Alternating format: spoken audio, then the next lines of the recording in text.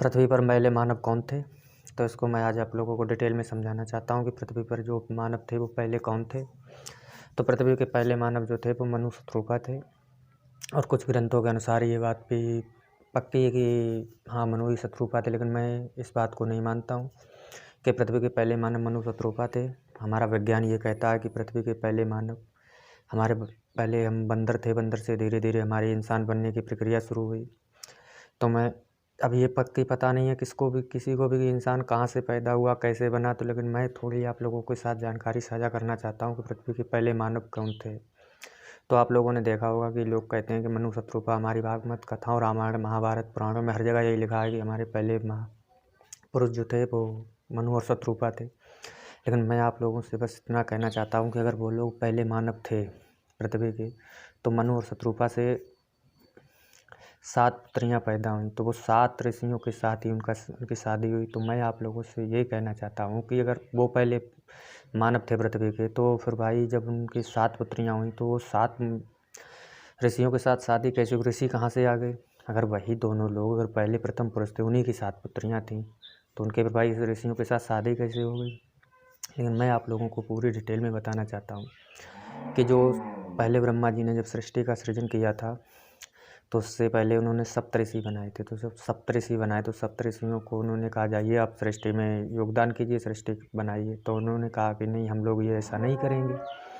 तो कहा ठीक है, अगर आप लोग ऐसा नहीं करते हैं तो उन्होंने उन लोगों को से कहा कि जाइए आप लोग जो करना है वो करिए।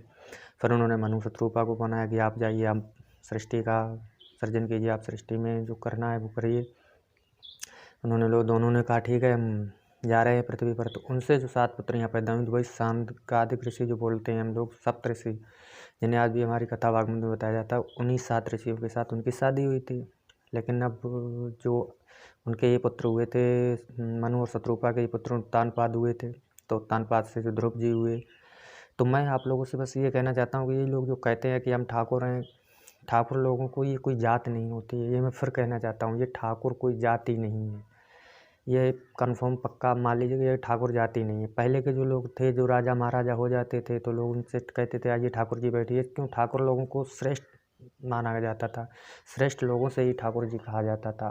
और वो तो आज भी चल रहा है, आप लोग देखते होंगे कि जो हमारी निचली कौम है, एससी समाज जिनको हम लोग कहते हैं, वो आज भी हम लोगों को बड़े लोग जो हाई कास्ट के होते हैं उनसे वही उसी तरीके से नमकर बात करते हैं। तो खैर ज़माना पढ़े लिखों का आ गया, इसलिए कोई बात नहीं। पहले तो यही होता था ना कि जो श्रेष्ठ लोग होते थे उनको ठाकुर जी कहते थे, जो दलित लोग थे वो तो खैर दलित ही कहते थे। तो अब आप लोगों का कंफर्म हो ही गया होगा कि ये लोग जो करते थे, ये कह रहे हैं कि ये है कि हम ठाकुर हैं, हम पंडित हैं, यहाँ से मनुष्यों की उत्पत्ति हुई। कोई कहता बंदरों से मनुष्यों की उत्पत्ति हुई। बंदर से इंसान भाई साहब कैसे बन सकता है? मुझे बताइए। बंदरों से तो इंसान बनने का कोई भी चांस नहीं है। तो मैंने आप लोगों को जो वंश बताया कि पहले जो उनके मनु और शत्रुपा थे, उनके पुत्र हुए उत्तानपाद। उत्तानपाद के वंश में ही रामचंद्र हुए, राजा हरिश्चंद्र हुए, ये सभी उन्हीं के वंश में पैदा होते चले गए। अयोध्या ही एक राज्य था, मतलब अयोध्या में ही लोगों ने सबने मिलकर राज्य किया है। तो बस मेरा आप लोगों से यही कहना है कि अब आप लोगों को तसल्ली हो गई हो कि मनुष्यों की उत्पत्ति कैसे हुई। इन्हीं लोगों से मनुष्यों की उत्पत्ति हुई, बंदर से हम लोग इंसान नहीं बने हैं, ये बात पक्की है। तो इसी तरीके के वीडियो देखने के लिए चैनल को सब्सक्राइब और वीडियो को लाइक ज़रूर कर दें यार। थोड़ा मेरा भी मनोबल यार बढ़ा दीजिए कि मैं भी आप लोगों को अभी तो